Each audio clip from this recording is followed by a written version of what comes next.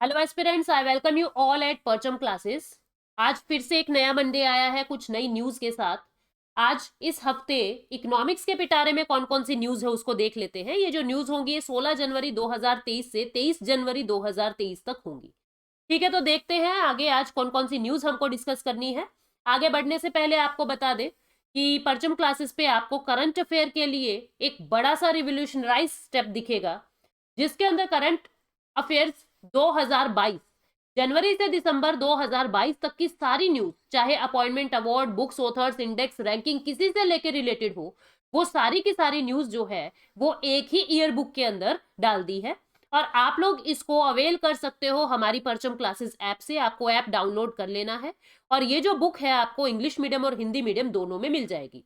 ये PDF format में आपको मिलेगा, फिर आप इसको प्रिंट करवा सकते हैं। 10 जनवरी से ही हमने ये बुक जो है वो लॉन्च कर दी थी। आप लोग इसको खरीद सकते हैं परचम क्लासेस ऐप को डाउनलोड करके। आगे कुछ कोर्सेज के बारे में अगर बताऊं तो एसएससी जीए का एक कोर्स चल रहा है जिसके अंदर सारे सब्जेक्ट्स कवर होंगे, हिस्ट्री, ज्योग्राफी, पॉलिटी, सब कुछ। और एक कोर्स जो है वो एसएससी इकोनॉमिक्स का चल रहा है जिसके अंदर जीरो से लेके हाई लेवल तक की सारी इकोनॉमी कवर करवाऊंगी मैं। दोनों ही कोर्सेज पे अगर आपको 10% का एक्स्ट्रा ऑफ चाहिए then use code PAYL10 to get 10% extra off. देखते हैं आज कौन कौन सी न्यूजें हमें पढ़नी है, कौन कौन सी न्यूज हमें पढ़नी है उसको देखते हैं।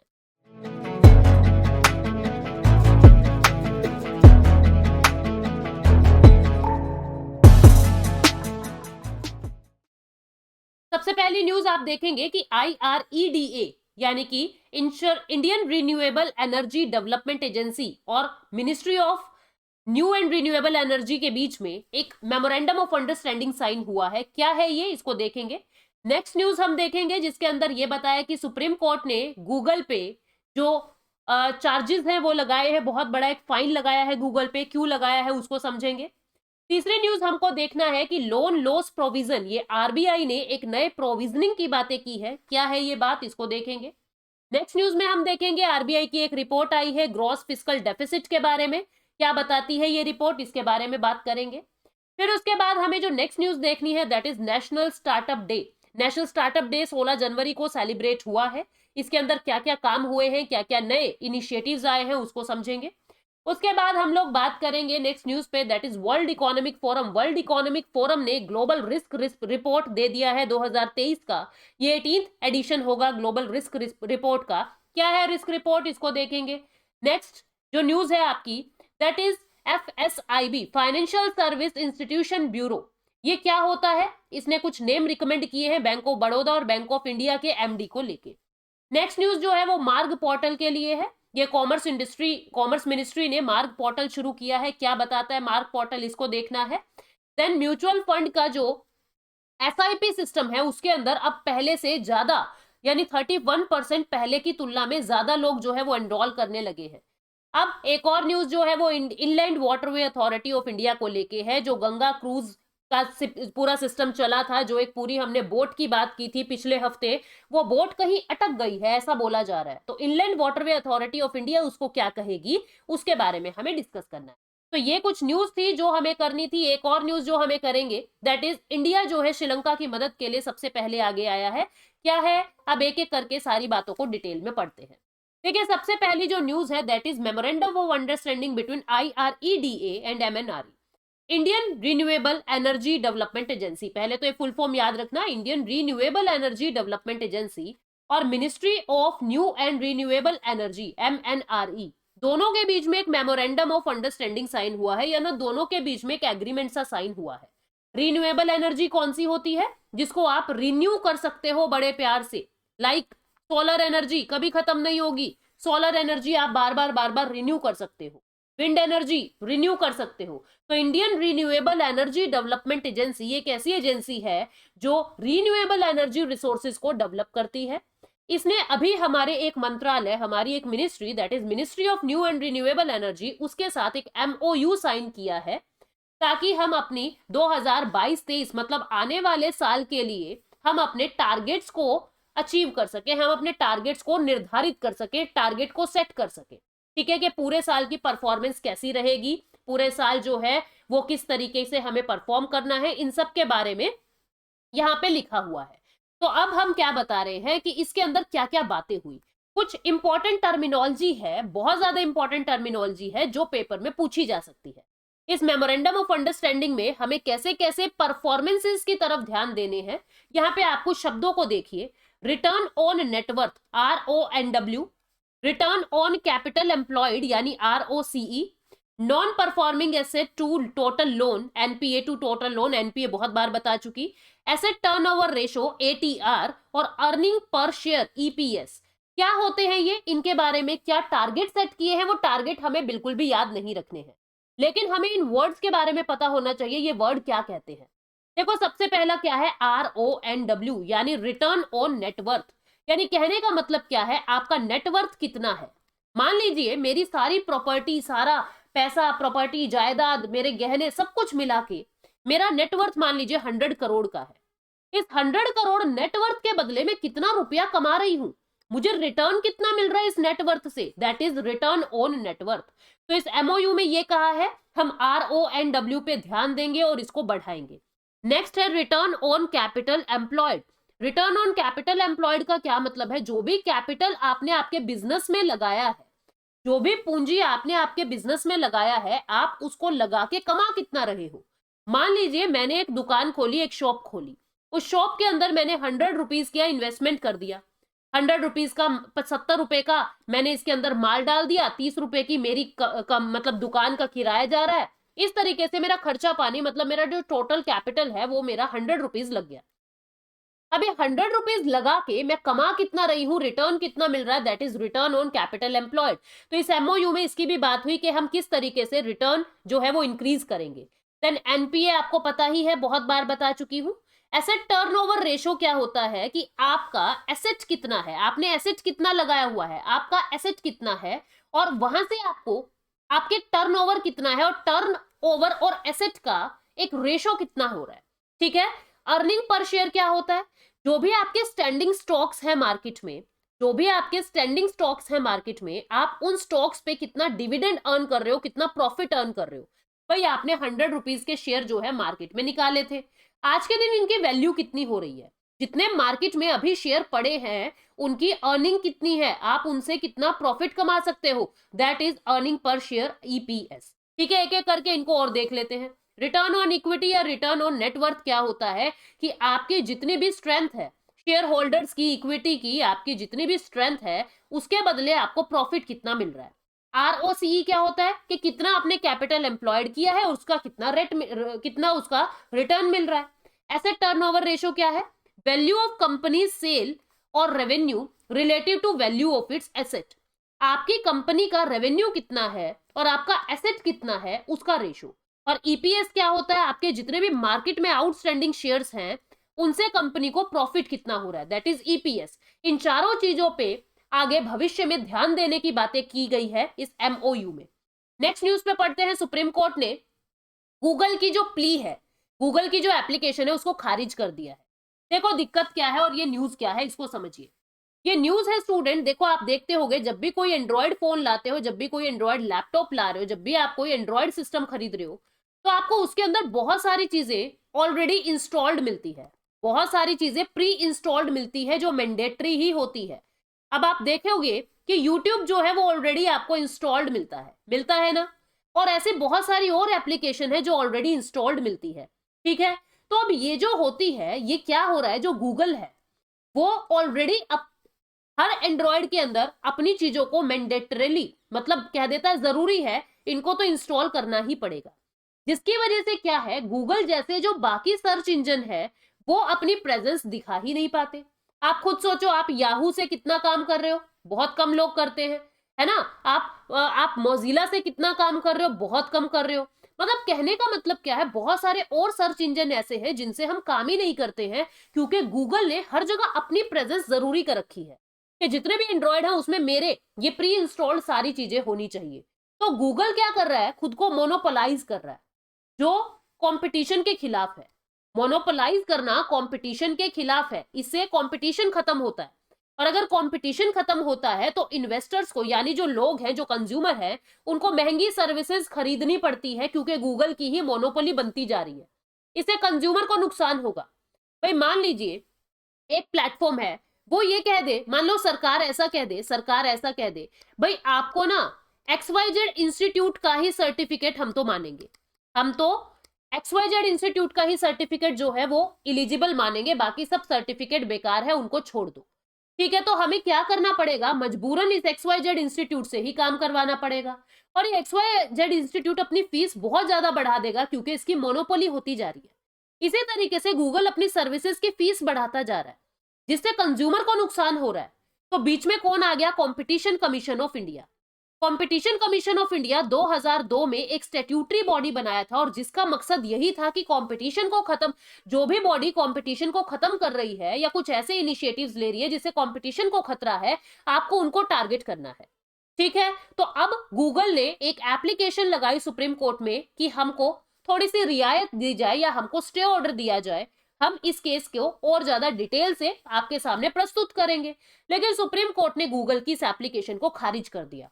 ये पूरी न्यूज थी, वो मैंने आपको बताई कि सुप्रीम कोर्ट ऑफ जो इंडिया है, इंडिया की जो सुप्रीम कोर्ट है, उसने इसकी जो एप्लीकेशन है गूगल की उसको खारिज कर दिया है और ये कहा है हम आपको कोई स्टे नहीं देंगे 1337 करोड़ रुपए पे। आपको 7 दिन के अंदर अंदर, या तो अगर आपको स्टे चाहिए तो आपको 7 दिन के अंदर अंदर इतने फाइन का 10% आपको जमा करवाना पड़ेगा national company law appellate tribunal के अंदर। ठीक है, आपको ये जमा करवाना ही पड़ेगा पैसा। तो ये क्या है, जो CCI है, कंपटीशन कमीशन ऑफ इंडिया है, उसने गूगल के ऊपर पेनल्टी लगाई है। क्या कहा कि आप अपनी डोमिनेंट पोजीशन का अब्यूज कर रहे हो, यानी लोगों को परेशान कर रहे हो अपनी डोमिनेंट पोजीशन का यूज करके। आप गूगल मोबाइल सूट का प्रयोग कर रहे हो। गूगल मोबाइल सूट क्या है, गूगल एप्लीकेशंस की सारी कलेक्शन है। जैसे जैसे कि आप देखते हो इसके अंदर बहुत सारी गूगल की ऑफरिंग्स ऑलरेडी आ जाती है, जैसे गूगल क्रोम है, यूट्यूब है, प्ले स्टोर है, गूगल मैप्स है। ये ऑलरेडी आपके फोन के अंदर जो है वो ऑलरेडी इंस्टॉल्ड रहती है, ये ऑलरेडी आपके फोन के अंदर इंस्टॉल्ड रहती है। तो इससे क्या हुआ, जो सुप्रीम कोर्ट है वो गूगल को पैनलाइज कर रहा है। मतलब कंपटीशन कमीशन ऑफ इंडिया ने गूगल के ऊपर फाइन लगाया था 1337 करोड़ का। ठीक है, गूगल के ऊपर फाइन लगाया 1337 करोड़ का। गूगल ने कहां पे एप्लीकेशन डाली, national company law appellate tribunal के अंदर एप्लीकेशन डाली। जब इसकी भी बातें नहीं मानी गई तो मैटर गया सुप्रीम कोर्ट के अंदर और सुप्रीम कोर्ट ने इसकी याचिका जो है वो खारिज कर दी और ये कहा कि पहले 10% इस फाइन का जमा करवाओ, उसके बाद सोचेंगे कि आपका क्या करना है। एक बार कंपटीशन कमीशन ऑफ इंडिया को सोच लेते हैं, पढ़ लेते हैं। कंपटीशन कमीशन ऑफ इंडिया एक स्टैट्यूटरी बॉडी है। ठीक है, गवर्नमेंट ऑफ इंडिया के अंदर स्टैट्यूटरी बॉडी क्या होती है, ऐसी बॉडी जिसको लॉज के माध्यम से बनाया जाता है, जिसके लिए कोई ना कोई कानून, कोई ना कोई एक्ट बना होता है। गवर्नमेंट ऑफ इंडिया के under competition commission of India आता है, जिसको कंपटीशन एक्ट 2002 के अंडर, कंपटीशन एक्ट 2002 के अंडर बनाया गया है। इस एक्ट के अंदर इसकी सारी जो है वो शक्तियां लिखी गई है कि कंपटीशन कमीशन ऑफ इंडिया क्या क्या कर सकता है। ठीक है, पहले एक कानून था जिसका नाम था monopolies and restrictive trade practice act 1969, यानी MRTP एक्ट 1969। इसको रिपील करके कंपटीशन एक्ट 2002 लाया गया और कंपटीशन कमीशन ऑफ इंडिया बनाया गया। इस कमीशन के अंदर एक चेयरमैन और 6 मेंबर होते हैं, जिसको सेंट्रल गवर्नमेंट ही अपॉइंट करती है और ये एक क्वाजाई जुडिशियल बॉडी है। ये क्वाजाई जुडिशियल बॉडी है। ठीक है, एक क्वाजाई जुडिशियल बॉडी है, मतलब कि अर्ध न्यायिक बॉडी है। आधा जुडिशरी की तरह फैसला सुना देते हैं, आधा फैसला सुनाने के लिए इनको सुप्रीम कोर्ट जाना पड़ता है। तो ये क्वाजाई जुडिशियल बॉडी है competition commission of India. Next news है loan loss provision. Loan loss होता क्या है, पहले ये देखिए। आरबीआई ने एक फ्रेमवर्क प्रपोज किया है कि आप अपने लोन बेस्ड अप्रोच को एक्सपेक्ट रखो। जैसे भाई समझ लो, मान लीजिए मैं आपको एक एग्जाम्पल देती हूं, हमारी परचम क्लासेस का क्या सीन रहता है, मैं आपको हकीकत की बात से रिलेट करके बताती हूँ। अब हम बहुत सारे फैकल्टी मेंबर्स हैं जो परचम क्लासेस को संभाल रहे हैं। अब हमारी टीम का क्या उसूल है कि आपको हर वक्त 3 वीडियोस बैकअप में रखनी पड़ेंगी रिकॉर्डेड मोड में। आपको 3 वीडियोस बैकअप में रखनी पड़ेगी रिकॉर्डेड मोड में, ताकि अगर कुछ भी आप बीमार हो रहे हैं या आपके घर में कोई इमरजेंसी हो गई है या लाइफ में थोड़ी प्रॉब्लम्स हो गई है या अच्छाई है बुराई है, जो भी है 36 प्रॉब्लम होती है आपके साथ, बच्चों का काम नहीं रुकना चाहिए। जो हमारा YouTube का काम है वो नहीं रुकना चाहिए। बच्चों को किसी तरीके की कोई प्रॉब्लम नहीं आनी चाहिए। तो आप 3 वीडियो बैकअप में रखो हर वक्त, यानी आपको 2 हफ्ते का काम हर वक्त बैकअप में रखना ही पड़ेगा। तभी आप परचम क्लासेस से जुड़ सकते हो, वरना आप यहां से चले जाइए। तो ऐसे ही आरबीआई ने क्या कहा कि आप जितना भी लोन दुनिया में बांट रहे हो, बैंकों को कहा आप जितना भी लोन दे रहे हो, उस लोन के ऊपर आपको कुछ रिस्क दिखता है कि भाई ये लोन ऐसा है, ये तो रिस्की है, ये तो डिफॉल्ट हो सकता है हमारे साथ, लेकिन लोन देना भी जरूरी है, आपको अपना बैंक चलाना है। यूं डिफॉल्ट डिफॉल्ट करके तो चाहे लोन फिर किसी को ही मत दो, बैंक कैसे चलेगा। तो आरबीआई ने क्या कहा, आपको जितना भी रुपया आपका रिस्की दिख रहा है ना, ये वापस आने में दिक्कत होगी, आप उसके लिए कुछ पैसा एक्स्ट्रा निकाल के अलग रख दो, कुछ पैसा एक्स्ट्रा निकाल के अलग रख दो। जैसे हमारी मैम ने, परचम क्लास की टीम ने हमें क्या कहा कि आप 3 वीडियो बैकअप में रखो, ताकि आपको कोई प्रॉब्लम है या हमें कोई प्रॉब्लम है, बच्चों को कुछ उसके साथ कंपनसेट ना करना पड़े, बच्चों को उस चीज का कोई नुकसान नहीं होना चाहिए, स्टूडेंट्स को कोई नुकसान नहीं होना चाहिए।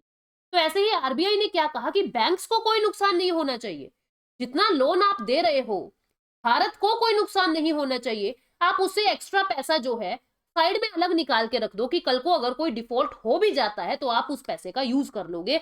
इसी को ही कहते हैं लोन लॉस प्रोविजन, कि लोन में जितना भी लॉस हो रहा है उसकी प्रोविजनिंग कर दी, यानी उसके लिए पैसा जो है वो साइड में अलग निकाल के रख दिया। ठीक है, ये फ्रेमवर्क जो है वो आरबीआई ने दिया है। इसको 3 स्टेज में करोगे। स्टेज 1 कम रिस्की वाला पैसा, स्टेज 2 जिसमें आपको ज्यादा ही रिस्क लग रहा है, स्टेज 3 जिसमें आपको यूं हो ही रहा है कि भाई ये पैसा तो डूब ही गया। इस तरीके से 3 स्टेज पे पैसा बांट दिया, फाइनेंशियल एसेट को बांट दिया, और इसी को ही लोन लॉस प्रोविजन कहते हैं कि बैंक्स को डिफॉल्टेड लोन को असाइड कर देना है और उसके बैकएंड में कुछ पैसा आपको अपने पोर्टफोलियोज में रख लेना है, ताकि भविष्य के लॉसेस आप रिकवर कर सको। ठीक है, आगे बढ़ते हैं। नेक्स्ट न्यूज, आरबीआई ने एक रिपोर्ट जारी की है। रिपोर्ट का नाम है ग्रॉस फिस्कल डेफिसिट रिपोर्ट। ठीक है, जिसके अंदर यह बताया हुआ है कि फिस्कल डेफिसिट कितना होगा स्टेट्स का। ये फिस्कल डेफिसिट क्या होता है ये मैंने आपको पहले भी समझाया हुआ है, यहां पे मैं डिटेल में नहीं जाऊंगी, मैं बहुत मोटा मोटा इस बात को बताऊंगी कि फिस्कल डेफिसिट का मतलब होता है बोरो, उधार, कि सरकार ने उधार कितना ले रखा है, उसको कहते हैं फिस्कल डेफिसिट। ठीक है, कि सरकार ने उधार कितना ले रखा है। आप जल्दी से मेरी इकोनॉमिक्स की प्लेलिस्ट में जाओगे और वहां पे टाइप्स ऑफ डेफिसिट वाली वीडियो को देखना, वहां मैंने आपको अलग अलग डेफिसिट्स के बारे में बताया हुआ है। आरबीआई ने क्या कह रखा है, ग्रॉस फिस्कल डेफिसिट कितना होगा और कितना होना चाहिए, ये सारी रिपोर्ट जो है वो जारी की है। ये कहा है कि हमने उम्मीद लगाई है आने वाले साल में ये 3.14% से कम हो जाएगा। जीडीपी से तुलना करोगे तो पहले जीडीपी का 4.1% पैसा आपने उधार लिया हुआ था। अगर आपका जीडीपी 100 रुपीज है तो उसका 4 रुपए 10 पैसे जो है वो आपने उधार ले रखे थे, लेकिन अब उम्मीद है कि ये कम होके 3 रुपए 40 पैसे यानी 3.4% हो जाएगा जीडीपी का, ऐसी उम्मीद जताई गई है। ठीक है, ये कहा है कि ऐसा क्यों हुआ है, क्योंकि इकोनॉमिक जो है वो रिकवरी कर रही है, रेवेन्यू कलेक्शन इंक्रीज हो रहा है। ठीक है, और इसके अंदर क्या कहा गया है, 2022-23 आने वाले साल के लिए कुछ एक्सपेक्टेशंस जारी की है। ये कहा है इस पूरी रिपोर्ट के अंदर कि हमारे सामने फ्यूचर में रेवेन्यू कलेक्शन के लिए क्या क्या चैलेंजेस आएंगे, हमको खर्चा कहां कहां करना है। ये रिपोर्ट एक कॉम्प्रिहेंसिव एनालिसिस बताती है, इसके अंदर क्या क्या फाइंडिंग्स की। ऐसा कहा, स्टेट का जो डेट है, स्टेट के ऊपर जो कर्जा है वो 20% होना चाहिए, लेकिन अभी भी वो 29.5% है। पिछले साल 31.1% था, आने वाले साल में 29.5% रहने की उम्मीद है, लेकिन होना चाहिए 20%। यानी कर्जे को कम करो, स्टेट को कहो वो पैसा और जोड़े और दुनिया से पैसा जोड़े। कहां से जोड़ेगी, आप नॉन टैक्स रेवेन्यू को, मतलब टैक्स के रूप में तो दुनिया चोरी कर जाती है, आप नॉन टैक्स रेवेन्यू को इंक्रीज करो। ठीक है, नॉन टैक्स रेवेन्यू के अंदर क्या क्या आता है, जैसे नॉन टैक्स रेवेन्यू के अंदर क्या आता है, फीस, पेनल्टी, चालान वगैरह, ये सब चीजें आ जाती हैं। ठीक है, डिविडेंड, सरकार कहां से डिविडेंड कमा रही है वो पैसा आ जाता है, सरकार को ग्रांट कहां कहां से मिल रहा है वो पैसा आ जाता है। जल्दी से बजट क्लासिफिकेशन वाली वीडियो पे जाओ, इकोनॉमिक्स की बेसिक जो प्लेलिस्ट चल रही है ट्यूसडे और फ्राइडे वाली, वहां पे आपको tax revenue, non tax revenue सबके बारे में पता लग जाएगा। तो इसके अंदर की पॉइंट क्या था, यही है कि सरकार का जो जीएसटी है वो बढ़ता जा रहा है, सरकार का कर्ज पहले की तुलना में कम हो गया है, लेकिन अभी भी 20% के टारगेट तक नहीं पहुंचा है। तो ये पूरी रिपोर्ट थी। ठीक है, और ये कहा है कि हमको प्राइवेट इन्वेस्टमेंट को अट्रैक्ट करने के लिए एक फेवरेबल एनवायरनमेंट प्रोवाइड कराने की जरूरत है, हमको ऐसी पॉलिसीज और रेगुलेशन इंप्लीमेंट करने की जरूरत है जहां पे इन्वेस्टमेंट जो है वो भारत के अंदर बढ़ता रहे और हमारा इंटर स्टेट ट्रेड जो है वो बढ़ता रहे। ये पूरी रिपोर्ट थी जिसके बारे में हमने बात की। नेक्स्ट न्यूज क्या है? स्टार्टअप डे के ओकेजन पे, स्टार्टअप डे कब मनता है? 16 जनवरी को स्टार्टअप डे मनाया जाता है। इसी दिन स्टार्टअप इनोवेशन वीक भी मनाया गया और नेशनल स्टार्टअप अवार्ड्स 2022 को अनाउंस किया गया कि 2022 में बेस्ट स्टार्टअप किसका रहा है, उनको भी अनाउंस करने की बातें जो है वो की गई है।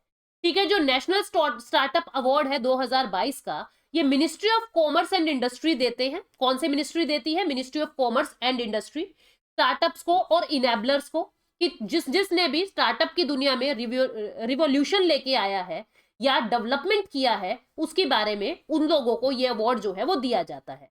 ठीक है, टॉपिक क्या था? इस बार एक वेबिनार कंडक्ट कराया गया नेशनल स्टार्टअप डे पे। उसका टॉपिक था चैंपियनिंग द बिलियन डॉलर ड्रीम। ठीक है, किस तरीके से हम अपने ड्रीम्स को, बिलियन डॉलर ड्रीम्स को पूरा करेंगे, ये एक टॉपिक था जिसके ऊपर वेबिनार कंडक्ट कराया गया। इंडिया के अंदर स्टार्टअप का क्या स्टेटस है?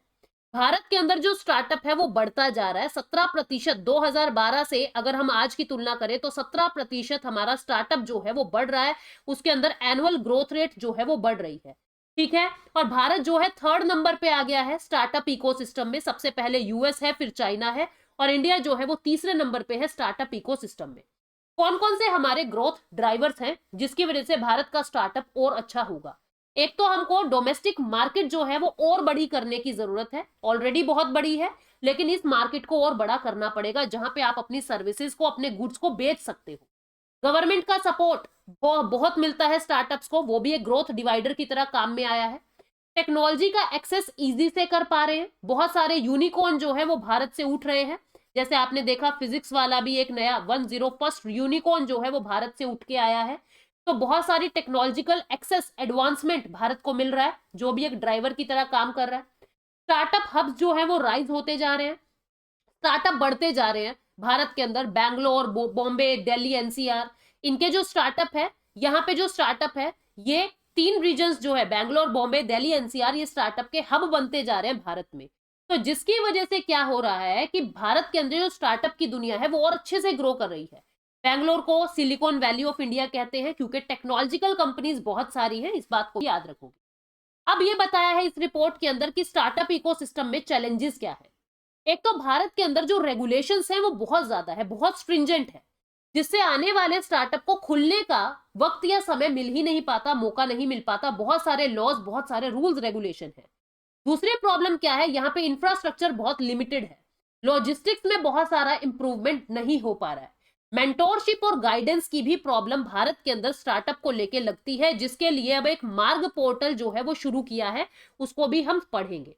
नेक्स्ट न्यूज क्या है? नेक्स्ट न्यूज है वर्ल्ड इकोनॉमिक फोरम की रिपोर्ट, ग्लोबल रिस्क रिपोर्ट 2023 का 18वां एडिशन वर्ल्ड इकोनॉमिक फोरम ने जारी कर दिया है। ठीक है, और इसने ये बताया है कि इन फ्यूचर जो है हमको एनवायरमेंट और डिजास्टर को लेके प्रॉब्लम आ सकती है। हमको हर वक्त एक्सट्रीम वेदर इवेंट्स और नेचुरल डिजास्टर के लिए प्रिपेयर्ड रहना पड़ेगा आने वाले 2 सालों में। ठीक है, ये डावोस के अंदर एक मीटिंग हुई थी 2023 में। टाइटल था मीटिंग का कॉपरेशन इन फ्रेगमेंटेड वर्ल्ड, और यहाँ पे ये रिपोर्ट यानी 18th एडिशन इस रिपोर्ट का जारी किया है। मोस्ट सीवियर रिस्क कौन कौन से हैं? Failure to mitigate climate change. एक तो हम क्लाइमेट चेंज को मिटिगेट नहीं कर पा रहे हैं, क्लाइमेट चेंज तेजी से बढ़ता जा रहा है, एक्सट्रीम वेदर इवेंट्स होते जा रहे हैं, हम उनको कंट्रोल नहीं कर पा रहे हैं। धरती का जो टेम्परेचर है वो बढ़ता जा रहा है, ग्लोबल वार्मिंग। हमको ये टारगेट अचीव करना ही पड़ेगा कि धरती का टेम्परेचर 1.5 डिग्री सेल्सियस से ज्यादा ना बढ़े। ठीक है, और हमको अपना पोल्यूशन, कार्बन डाइऑक्साइड का, मीथेन का, नाइट्रस ऑक्साइड का, ये सब बहुत रिस्की बताए हैं इस रिपोर्ट ने कि हमको इनको कंट्रोल करना पड़ेगा। ये रिकॉर्ड हाई तक पहुंच चुके। ठीक है, क्लाइमेट एक्शन और बायोडाइवर्सिटी लॉस पे हमको काम करना पड़ेगा। हम पिछले 30 सालों से बायोडाइवर्सिटी पे काम कर रहे हैं, तो अच्छे से इंप्लीमेंटेशन करके अपने कानूनों का, अपने लॉज का हम लोगों को बायोडाइवर्सिटी लॉ से लड़ना है। ठीक है, आगे बढ़ते हैं। उसके बाद वर्ल्ड इकोनॉमिक फोरम के बारे में अगर मैं आपको बताऊं तो ये 1971 में बना था। जेनेवा स्विट्जरलैंड के अंदर इसका हेडक्वार्टर है।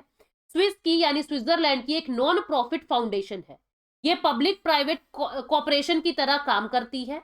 इसका मिशन क्या है? पूरे विश्व के अंदर बिजनेस, पॉलिटिकल, एकेडमिक और अदर लीडरशिप को प्रमोट करना इंडस्ट्रीज की दुनिया में। अभी इसका फाउंडर और एग्जीक्यूटिव चेयरमैन कौन है? क्लोज श्वाब जो है वो इसके एग्जीक्यूटिव चेयरमैन है और फाउंडर है।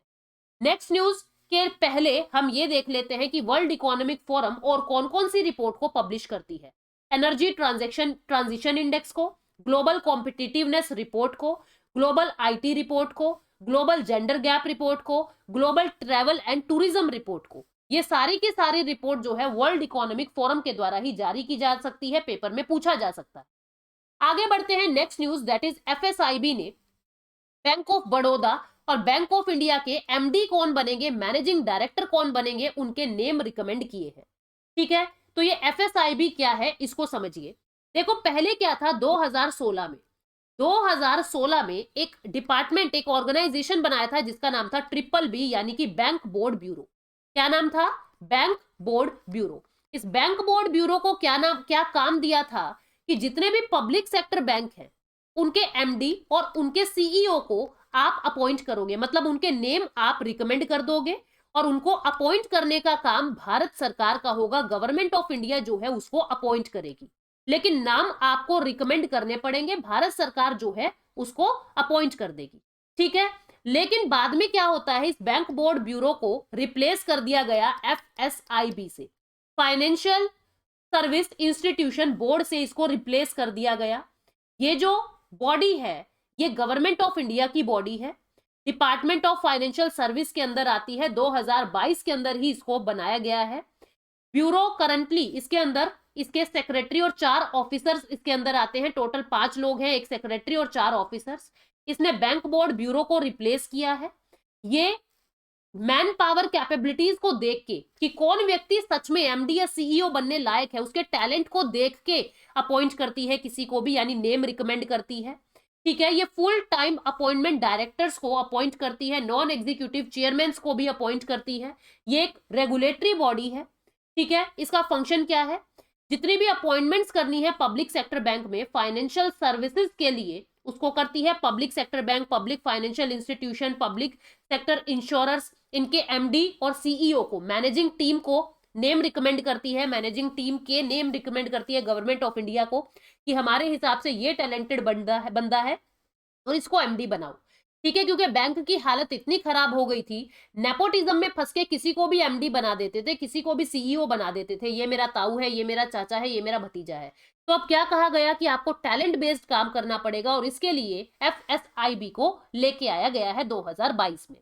नेक्स्ट न्यूज क्या है? मार्ग पोर्टल। मार्ग पोर्टल का पूरा नाम क्या है? Mentorship, advisory, assistance, resilience, growth. ठीक है, मार्ग पोर्टल ये एक ऑनलाइन पोर्टल है जिसको department of promotion of industry and internal trade यानी डीपीआईआईटी, मिनिस्ट्री ऑफ कॉमर्स और इंडस्ट्री ने लॉन्च किया है। किस चीज के लिए लॉन्च किया है? जो स्टार्टअप्स हैं उनको एडवाइज करना, उनको मेंटोरशिप देना। क्योंकि हमने देखा ना कि अभी स्टार्टअप के अंदर एक प्रॉब्लम है कि मेंटोरशिप अच्छी नहीं है भारत के अंदर। तो जितने भी स्टार्टअप है उनको मेंटोरशिप प्रोवाइड कराना कि आपको कैसे काम करना चाहिए, आप अपने काम को और बेहतर कैसे कर सकते हो, आपको किसी पैसे की जरूरत है तो आप पैसा कैसे कलेक्ट करोगे मार्केट में, आपको टेक्नोलॉजी यूज कैसे करनी है अपने स्टार्टअप को बढ़ाने के लिए। तो मार्ग पोर्टल पे ये सारी चीजें। ठीक है, मार्ग पोर्टल एक नेशनल मेंटोरशिप प्लेटफॉर्म है स्टार्टअप इंडिया के लिए। वन स्टॉप सॉल्यूशन है ये सभी स्टार्टअप के लिए, जिसमें स्टार्टअप के फंक्शन, स्टेज, ज्योग्राफी, बैकग्राउंड, उन सब के बारे में पता लग सकता है। की फीचर क्या है? मोबाइल फ्रेंडली है, आप मोबाइल पे चला सकते हो। मेंटोरशिप मिल जाएगा स्टार्टअप्स को। कॉन्ट्रीब्यूटिंग मेंटोर्स जो भी कॉन्ट्रीब्यूट करना चाहते हैं नए स्टार्टअप में, उनका रिकॉग्निशन मिल जाएगा एक जगह पे। वीडियो और ऑडियो कॉल ऑप्शंस भी मार्ग पोर्टल में है। 3 फेज में इसको ऑपरेशनलाइज किया जाएगा। सबसे पहले मेंटर्स को ऑन बोर्ड लिया जाएगा, यानी कि कौन कौन से मेंटर हैं जो स्टार्टअप को मदद करेंगे, एक जगह उनकी लिस्ट आ जाएगी। स्टार्टअप को कौन कौन से स्टार्टअप हैं जो मदद लेना चाहते हैं, उनकी पूरी लिस्ट आ जाएगी। और थर्ड फेज में मेंटोर और स्टार्टअप को आपस में मिलवा के इस प्लान को एग्जीक्यूट कर दिया जाएगा, यानी मेंटोर स्टार्टअप्स को फिर मदद करनी शुरू कर देंगे। पहले फेज में पूरी मेंटोर कौन कौन होंगे, मेंटोर उनको लिस्ट कर दिया है पैनल पे, स्टार्टअप्स को लिस्ट कर दिया है पैनल पे, और थर्ड फेज में मेंटर्स को और स्टार्टअप को मैच कर दिया है कि ये मेंटर इसको मदद कर रहा है, ये मेंटर इसको मदद कर रहा है। इस तरीके से मार्ग पोर्टल जो है वो काम कर रहा है। स्टार्टअप इंडिया के बारे में बात करें तो स्टार्टअप इंडिया भारत के अंदर 2016 से लॉन्च हुई थी। इसके अंदर यही था कि हमको जितने भी स्टार्टअप्स हैं, जो नए नए एंटरप्रेन्योरशिप है, जो नए नए एंटरप्रेन्योर काम करना चाहते हैं भारत में, उनको कैसे एक अच्छा फेवरेबल एनवायरनमेंट और एक कल्चर बिल्डअप करके दिया जा सकता है, ताकि इनोवेशन जो है वो ज्यादा प्रमोट हो सके। भारत जो है तीसरे नंबर पे आ चुका है यूएस और चाइना के बाद स्टार्टअप की दुनिया में। ठीक है, तो ये पूरा न्यूज हमने पढ़ी। नेक्स्ट न्यूज क्या है कि पहले की तुलना में 31% लोग ज्यादा जंप कर रहे हैं एसआईपी में, म्यूचुअल फंड की एसआईपी में। क्या है ये एसआईपी और क्या है म्यूचुअल फंड, उसको समझो। जैसे मान लीजिए इस आदमी के पास 1 करोड़ रुपए है, इसके पास भी 1 करोड़ रुपए है, इसके पास भी 1 करोड़ रुपए है। ये 3 लोग हैं एबीसी, लेकिन इनको फाइनेंस की दुनिया का कुछ भी नहीं पता। ये क्या करते हैं, अपने तीनों के पैसे एक बॉक्स में इन्होंने डाल दिए, यानी इन्होंने म्यूचुअल डाल दिए, म्यूचुअल बॉक्स बना दिया, जिसके अंदर ये 3 करोड़ रुपए पड़े हैं। ये 3 करोड़ रुपए अब एक फंड मैनेजर को दिए जाएंगे। किसको? फंड मैनेजर को दिए जाएंगे, यानी म्यूचुअल फंड की कंपनी को दिए जाएंगे। ये म्यूचुअल फंड वाले क्या करेंगे, इन 3 करोड़ रुपए को अलग अलग कंपनीज के अंदर लगा देंगे, A B C D E F अलग अलग कंपनी में लगा देंगे, यानी फैला देंगे मार्केट में, ताकि एक कंपनी को लॉस हो तो आपको फायदा दूसरी कंपनी से मिल जाए, दूसरी कंपनी में भी लॉस हो रहा है तो तीसरी कंपनी से फायदा मिल जाए। मतलब आपका जो रिस्क है ना वो मिनिमाइज हो जाता है। मान लीजिए आप 3 करोड़ रुपए किसी ए नाम की कंपनी में लगाओ और वो कंपनी डूब जाए तो दिक्कत हो जाएगी। लेकिन म्यूचुअल फंड में क्या होता है, आपका जो पैसा है वो डाइवर्स हो जाता है, वो डाइवर्सिफाई कर दिया जाता है अलग अलग कंपनीज के अंदर। इसको कहते हैं म्यूचुअल फंड। और एसआईपी क्या है? Systematic investment plan. जैसे आप देखते होंगे कि बैंकिंग की दुनिया में एक टर्म आता है आरडी। आरडी क्या होता है? Recurring deposit. रिकरिंग डिपॉजिट, जहां पे हर महीने उतना ही अमाउंट आपको बैंक में जमा करके आना पड़ता है, और आफ्टर 5 इयर्स या 6 इयर्स जो भी उसका पीरियड होता है मेच्योरिटी का, विद इंटरेस्ट आपको पैसा मिल जाता है। आपको एक ही बार में सारा पैसा जमा करवाने की जरूरत नहीं है। ऐसे ही सिस्टमिक इन्वेस्टमेंट प्लान क्या होता है, म्यूचुअल फंड के अंदर आपका पैसा लग जाएगा, लेकिन आपको मंथली पेमेंट करनी है। आपको हर महीने थोड़ा थोड़ा पैसा म्यूचुअल फंड में देना है, एक बार में बहुत सारा पैसा म्यूचुअल फंड में नहीं देना है। तो एसआईपी क्या है? इन्वेस्टमेंट का एक तरीका है, ठीक है, ताकि आप एक फिक्स्ड सम ऑफ मनी हर महीने, एवरी मंथ, स्पेसिफिक डेट पे आप म्यूचुअल फंड में लगा सको। इससे आपके ऊपर भी कोई बोझ नहीं पड़ेगा, इन्वेस्टर के ऊपर भी बोझ नहीं पड़ा, और आपका पैसा सेफ रहेगा। ठीक है, तो क्या कहा गया है, अभी न्यूज क्या है कि जो रिटेल का पार्टिसिपेशन है वो बढ़ता जा रहा है, 1.5 लाख करोड़ रुपए तक जो है एसआईपी के अंदर कलेक्शन बढ़ता जा रहा है। नेक्स्ट न्यूज क्या है, गंगा की क्रूज शुरू की थी हम लोगों ने। ये लगभग 3200 किलोमीटर का सफर था, जिसके अंदर जो अपना नेशनल वाटरवे 1 है हल्दिया तक, यानी गंगा नदी, और ब्रह्मपुत्र नदी नेशनल वाटरवे 2, दोनों को लिंक करके एक क्रूज शिप शुरू किया था, जिससे टूरिज्म को प्रमोशन मिलेगा। मैंने प्रीवियस हफ्ते की न्यूज में पूरा डिटेल में बताया था ये क्रूज क्या है। तो यहाँ पे एक न्यूज आई कि जब ये यात्रा हो रही थी तो गंगा नदी में ये जो शिप है ये अटक गया है कहीं पे।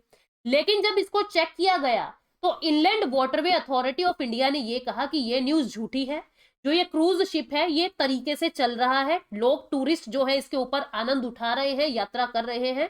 ऐसी न्यूज थी कि छपरा के अंदर गंगा नदी के किनारे ये शिप फंस गया है, तो inland waterway authority of India ने इसको झुठलाया है, डिनाई किया है कि ये न्यूज झूठी है। तो inland waterway authority of India के बारे में बात करें तो ये एक स्टैट्यूटरी बॉडी है, हेडक्वार्टर नोएडा के अंदर है। 1986 में इसको बनाया गया था ताकि शिपिंग और नेविगेशन के लिए एक बढ़िया फ्रेमवर्क हम प्रिपेयर कर सके। इनलैंड वाटरवे के लिए इंफ्रास्ट्रक्चर प्रोवाइड करवाना इसका काम है, और इनलैंड वाटरवे के लिए डेवलपमेंट और मेंटेनेंस करना भी इसका काम है। मिनिस्ट्री ऑफ शिपिंग के अंडर ये बॉडी आती है। ठीक है, नेक्स्ट और लास्ट न्यूज हमारी क्या है, backing Sri Lanka, India sends financial assurance to IMF. देखो आईएमएफ क्या है, एक इंटरनेशनल ऑर्गेनाइजेशन है जिसका नाम क्या है, international monetary fund. International monetary fund, international monetary fund को जुलाई 1944 में बनाया गया था, जब मीटिंग हो रही थी ब्रेटन वुड के अंदर। यूनाइटेड स्टेट्स में एक जगह है ब्रेटन वुड, वहां पे आईएमएफ बनाया गया था। आईएमएफ को काम ये दिया था, जितने भी नेशन के ऊपर फाइनेंशियल प्रॉब्लम्स आ रही है, आपको उनके फाइनेंशियल क्राइसिस को दूर करते हुए उनकी मदद करनी है। तो अभी आपको पता है कि श्रीलंका के अंदर बहुत बड़ा फाइनेंशियल क्राइसिस आ रहा है। तो आईएमएफ क्या है, एक बैंक की तरह काम करता है। जितने भी इसके मेंबर हैं वो इसके अंदर अपना पैसा डिपॉजिट करवाते हैं, और ये फिर उस पैसे को आगे in all over world loan दे दे के उन पैसे से कमाई करता है। और जब भी कोई देश, जब भी कोई मेंबर नेशन फाइनेंशियल क्राइसिस में होता है, ये उसकी हेल्प करता है। तो अभी श्रीलंका की हेल्प करनी थी क्योंकि श्रीलंका के अंदर फाइनेंशियल क्राइसिस आए हुए थे। तो इंडिया वो पहला देश बन गया है जिसने आईएमएफ में पैसा भेजा है कि आप ये हमारा पैसा श्रीलंका की मदद करने के लिए लगा सकते हो। ठीक है, तो आईएमएफ है क्या, इन डिटेल इसको हम एक सेपरेट वीडियो में पढ़ेंगे। अभी आपको ये याद रखना है कि जो आईएमएफ है वो 1944 की ब्रेटन वुड इंस्टीट्यूशन के मीटिंग के द्वारा बनाया गया था। इसका हेडक्वार्टर कहाँ है? वॉशिंगटन डीसी के अंदर इसका हेडक्वार्टर है। ठीक है, और ये मदद कैसे करता है? ये मदद फाइनेंशियल क्राइसिस वाले नेशन को करता है, जहां पे भी क्राइसिस आए हुए हैं उनकी ये मदद करता है। भारत अभी पहला देश बन गया है जिसने श्रीलंका को मदद करने के लिए आईएमएफ को ऑफर किया है, आईएमएफ में पैसा भेजा है। ठीक है, ये न्यूज थी। आज मैं वो स्लाइड लगाना भूल गई हूं, ट्रू फॉल्स वाली। एक क्वेश्चन आप लोगों के लिए छोड़ती जा रही हूं। आपको ये बताना है कि inland waterway authority of India, inland waterway authority of India का हेडक्वार्टर कहां है? Inland waterway authority of India का हेडक्वार्टर कहां पे है? कमेंट सेक्शन में आपको कमेंट करके बताना है कि भाई ये हेडक्वार्टर कहां पे है। ठीक है, आई होप आप लोग आंसर करोगे और बिल्कुल ध्यान से आपने सुना है, आप ध्यान से इसका आंसर करोगे कहां पे उसका हेडक्वार्टर है। कमेंट सेक्शन में आपको ये कमेंट बताना है। ठीक है, मैं वेट करूंगी आपके कमेंट्स का। I will check your answers. So thank you so much, take care, bye bye. मिलते हैं अगले हफ्ते मंडे को शाम को 7 बजे। Thank you so much.